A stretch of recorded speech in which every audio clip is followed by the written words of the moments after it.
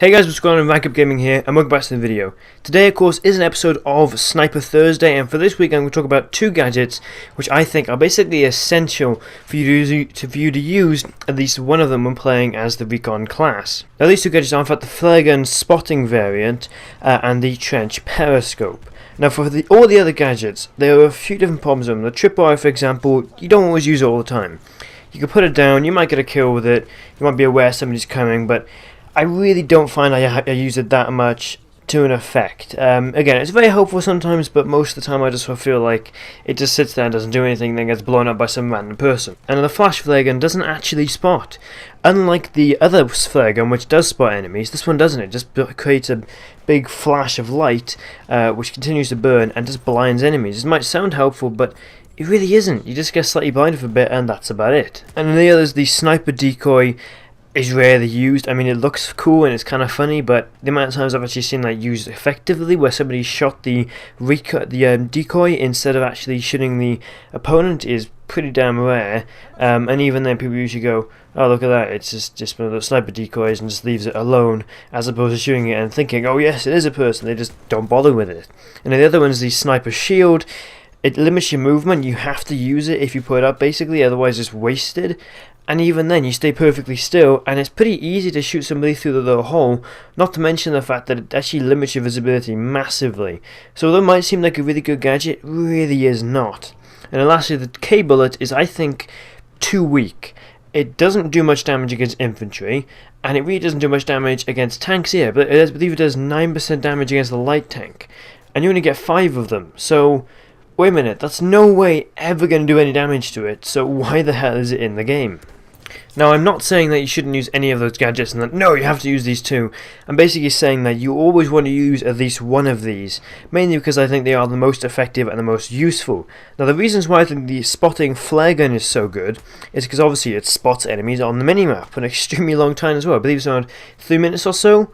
And if we consider the fact that 3 minutes of spotting enemies in a pretty big radius, it's pretty impressive. All you have to do is pull out the flare gun, pop a flare on the ground somewhere, or maybe up in the air so it comes back down, and wow, enemies are suddenly spotted in about a 50-meter radius of a circle. So it's pretty big distance, and again, 3 minutes, it does not go away, and it burns enemies if they actually run into it. And I've actually got quite a few kills using this technique of enemies actually standing directly on it and dying from being burned. Now, every time I come onto objective using this thing, I'll shoot a flare down on the ground just so that it covers most of the objective area. So I know if somebody runs onto that objective, I know exactly where they are. And it means that I have a huge advantage over them because I can hide somewhere, either wait for them to go past me, move directly towards them, or even go up and actually get behind them maybe and take them out.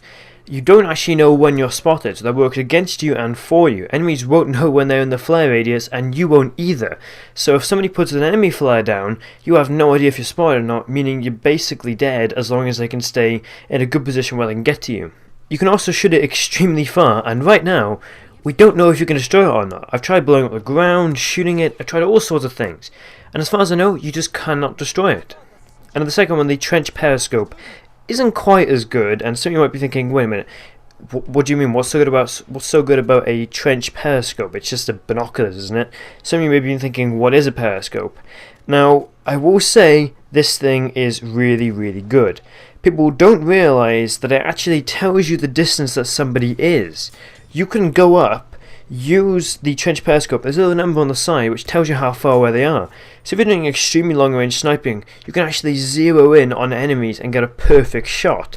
Nobody knows this does this, and I haven't seen a single thing talking about this variant before, this gadget at least, and the fact that it is actually a zeroing tool. And then combined with the fact that when you spot somebody, they get a red sort of glow around them, so you know exactly where they are. When they run through things, when they stand up cover, you can see them so clearly, and the icon above the head doesn't really go away. This doesn't last for too long, I believe it's a minute and a half, but again, to get that advantage of knowing exactly where they're going to be, where they're going, is huge, especially if you're playing as a sniper. And this is not to mention the fact that you can use it in cover.